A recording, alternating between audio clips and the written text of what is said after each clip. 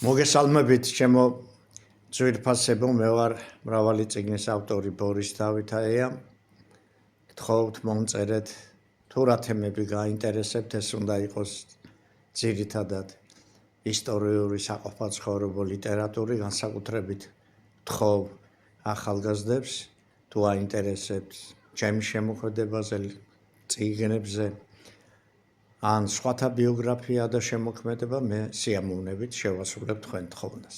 ამასთანავ გამოვაქვეყნე მოკლე ვიდეო გიორგი ჭალადიძეზე, მაშინ ქალბატონმა მანანა დარსალიამ თხოვა მომეთხოვა ტერენტი გრანელის შესახებ. მოკლე ვიდეოში სრულყოფილად წარმოდგენა გრანელისი ცოტა ძნელია, მაგრამ მე შევეცები მოკლედ გითხრათ შემდეგი. გრანელი დაიბადა 1897 წალენჯიხაში, მისი გვარია კვირკველია. იგი წარმოადგენს მე-20 საუკუნის ქართული და სიმბოლური სიმბოლიზმის ერთ-ერთ ყველაზე ტრაგიკულ და გამორჩეულ წარმომადგენელს.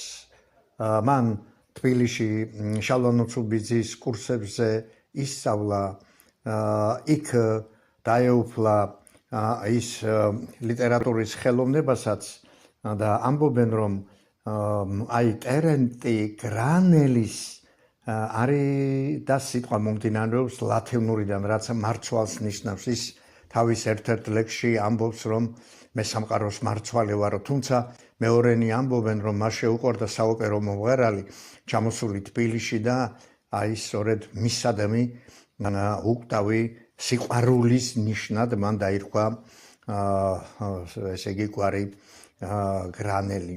1924 წელს გამოიცა მისი პირველი კრებული მომენტო მორო, რომელიც დარჩა დრამატულ წიგნად.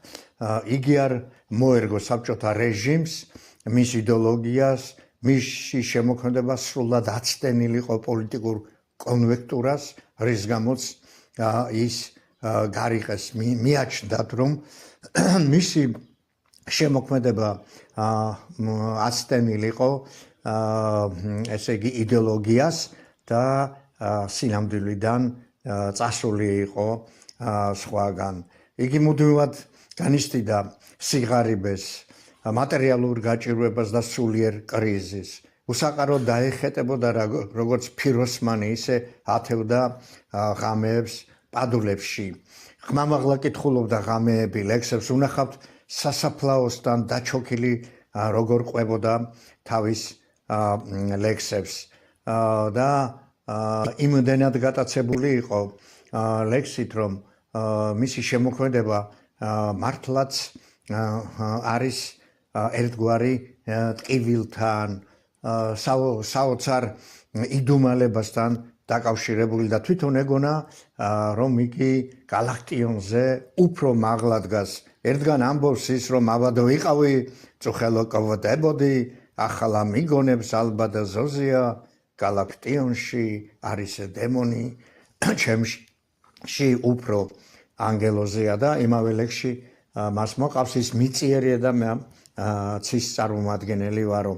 ტერენტი გრანელსა და გალაქტიონ შორის პაექრობა არ ყოფილა, რაღაც გარკვეული უხერხული მომენტებიც ყოფილა. ერთხელ ავანტყოფს მიაკითხა გალაქტიონმა და გრანელმა უთხრა, შენ თუ მოხვედი დიდი პოეტი პატარა პოეტთან შემსდარხარო.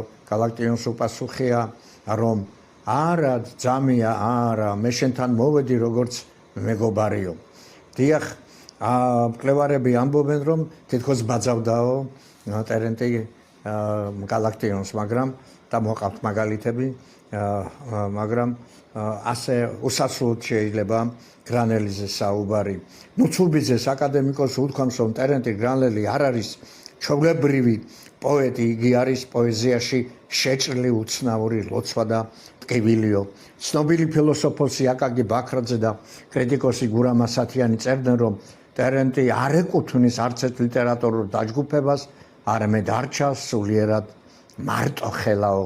დიახ, 1993 წელს გურამ ასათიანმა წიგნი გამოსცა, სადაც არ შეიტანათ საკუთარი მოსაზრება ტერენტი გრანელზე და მგონია რომ ეს ცენზურის ბრალიც არის. დღეს ტერენტი გრანელი ის პოეზია განიხილება როგორც ქრისტიანულ სულიერებაზე დაფუძნებულ ლოცვად. მისი სიკვდილთან დიალოგი აღინიშნება არა ნიჰილიზმად, არამედ ამ ქვეყნიურ ტანჯვისგან განთავისუფლებისა და ღმერთთან შერწყმის სურვილად.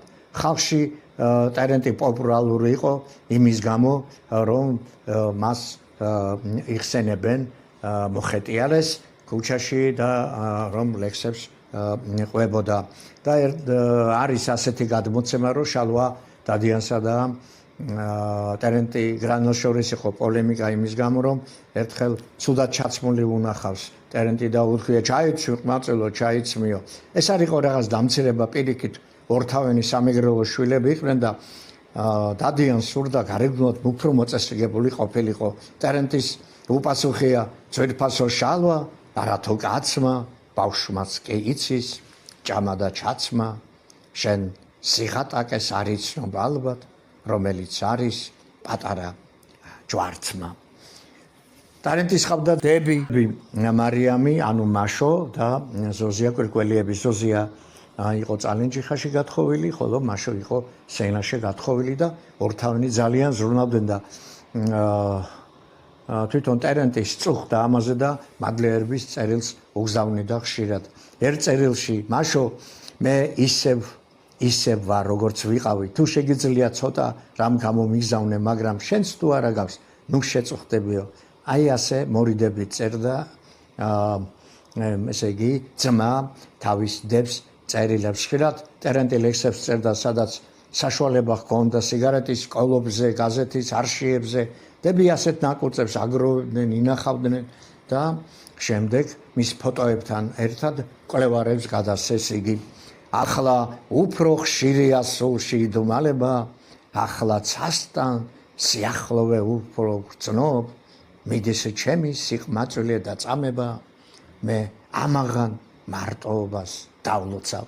დიახ, მარტოობასთან დარჩენილი უკდავი პოეტად დარჩა ის. მადლობა მინდა მოვახსენო მისი ბიოგრაფიის კვლევარს, ლერი ამონიაკს, რომელმაც ბევრი რამ დაგვიტოვა მასზე. დღეს თბილისში არის მისი სახელობის ქუჩა, წალენჯიხაში აღნიშნავენ მისი სიკვდილის დღეს, ანუ 10 ოქტომბერს და დიდი ზეიმი იმართება.